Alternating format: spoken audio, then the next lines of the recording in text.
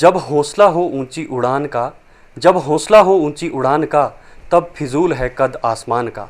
जी हाँ, ये कहावत बिल्कुल बैठती है उन बच्चों पे जो अपने हौसले को हमेशा शिखर पर रखते हैं और जब वो अपनी परीक्षाओं में बैठते हैं उनके अंदर वो विश्वास होता है, वो लगन के साथ अपनी मेहनत के साथ उस विश्वास पे उतरते हैं और परीक्षाओं में जाते हैं। और जब उनके परिणाम आते हैं, परिणाम में जब उनके मार्क्स यानी उनके अंक उनके मुताबिक आते हैं तो कितनी खुशी होती है उनके दिल के अंदर।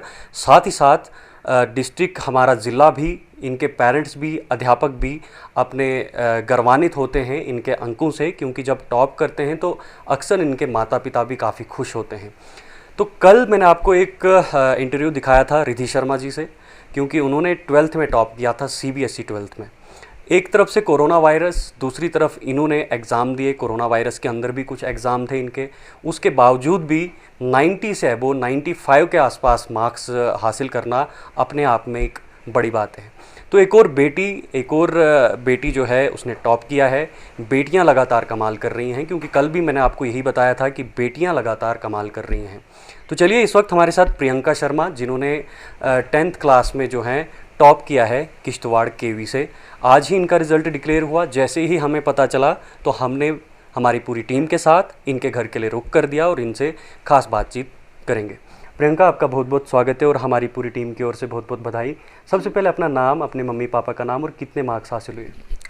जी नमस्कार। पहले तो धन्यवाद आपकी सारी बधाइयों के लिए।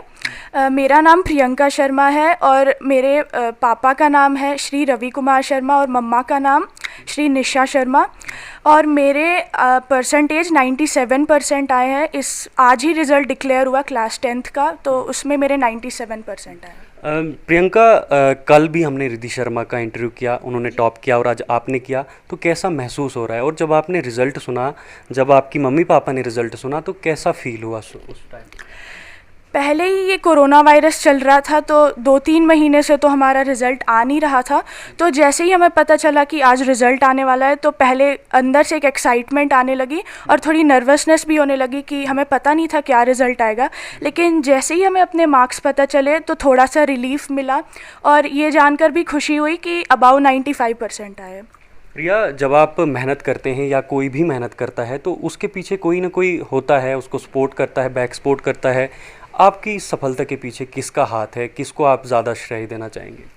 सबसे पहले तो मैं अपने पेरेंट्स को सारा श्रेय देना चाहूँगी, क्योंकि उन्होंने ही सारी रिसोर्सेज मुझे प्रोवाइड की और एक अच्छे स्कूल में डाला।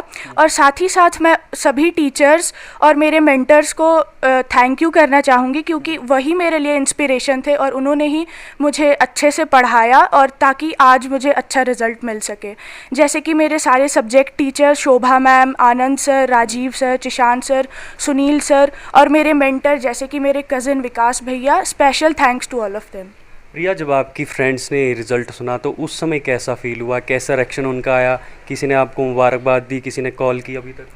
हाँ, मेरे सारे फ्रेंड्स ने मुझे कॉन्ग्रेचुलेट किया, क्योंकि उन लोगों को खुशी होती है जब भी मैं कुछ ऐसा करती हूँ। तो आज भी उन्होंने मुझे कॉन्ग्रेचुलेट किया और मैंने भी उन्हें कॉन्ग्रेचुलेट किया। उन सबके अच्छे मार्क्स आए हैं।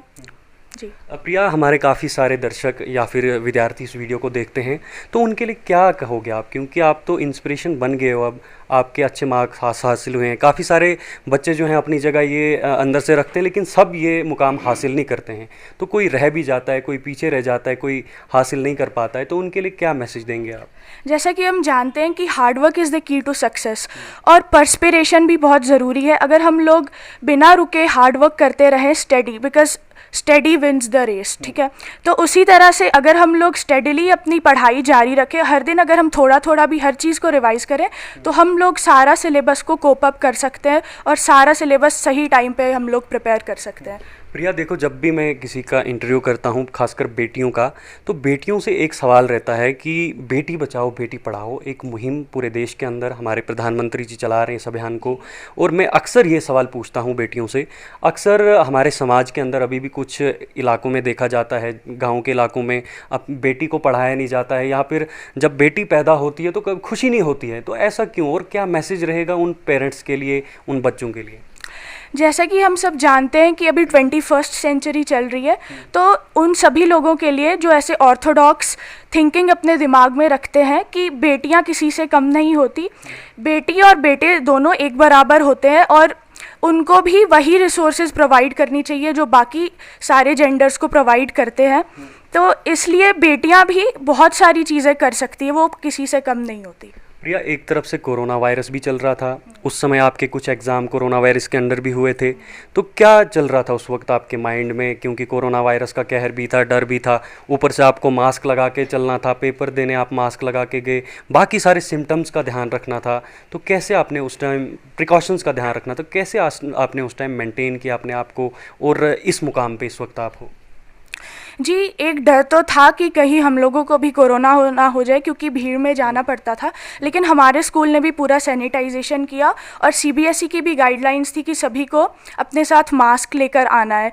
तो ये अच्छी बात थी कि सीबीएसई ने ये प्रमोट किया और सब लोग मास्क पहन के आते थे, तो खतरा थोड़ा कम हो गया था, तो इसलिए आसानी से हम लोग एग्ज़ाम्स दे पा रहे थे। भैया, 10वीं कक्षा ऐसी कक्षा है जिसमें सबसे ज़्यादा टेंस रहता है इंसान, क्योंकि 8th के बाद जब 10th आता है तो काफ़ी सारा टेंस रहता है। तो क्या कहेंगे आने वाले जो इस साल या फिर अगले साल 10वीं की परीक्षाओं में बैठेंगे, उनके लिए क्या कहेंगे? कैसे उनको मेहनत करनी चाहिए, कैसे उनको ये मुकाम हासिल होगा जो आपने किया? जी, जो बोर्ड एग्ज़ाम्स होते हैं उनमें कोई अलग बात नहीं होती, बस ऐसा बात होती है कि पूरे इंडिया में एक ही तरह का पेपर आता है और उसमें कोई अलग तरह की डिफ़िकल्टी नहीं, अगर हम लोग सही टाइम पर सारा सिलेबस कंप्लीट करेंगे। तो उन सभी बच्चों से मेरी ये गुजारिश रहेगी कि सबको सही टाइम पर सिलेबस कंप्लीट करना चाहिए, खासकर कि इस लॉकडाउन के दौरान, क्योंकि इस लॉकडाउन के दौरान उनको सेल्फ स्टडी करने का बहुत टाइम मिलेगा, तो वो आसानी से 10th में अच्छे मार्क्स ले सकते हैं। प्रिया, आप क्या अचीव करना चाहते हैं अपनी लाइफ में? क्योंकि आपने मार्क्स तो अच्छे लाए हैं 10th में, तो आगे का क्या प्लान रहेगा आपका?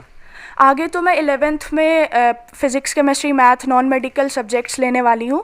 उसके बाद I will aim for IIT JEE and then I want to become a UPSC aspirant. Yes. अंत पे क्या मैसेज देंगे, एक जर्नल सा मैसेज, क्योंकि कोरोना वायरस अभी चल रहा है, तो आपकी तरफ से क्या मैसेज रहेगा? मेरी तरफ से यही मैसेज रहेगा कि सब लोग बिना किसी बात के बाहर ऐसे ही ना निकले, सबको घर पर रहना होगा और सबको सेफ़ रहना होगा, तभी जाके हम कोरोना को इंडिया से हटा सकते हैं। चलिए प्रिया, बहुत बहुत धन्यवाद बात करने के लिए, और हमारी पूरी टीम की ओर से आपकी आने वाली लाइफ में काफ़ी सारे सक्सेस मिले, काफ़ी सारी बधाइयाँ। तो ये थी हमारे साथ प्रियंका शर्मा, जिन्होंने केवी किश्तवाड़ से टॉप किया।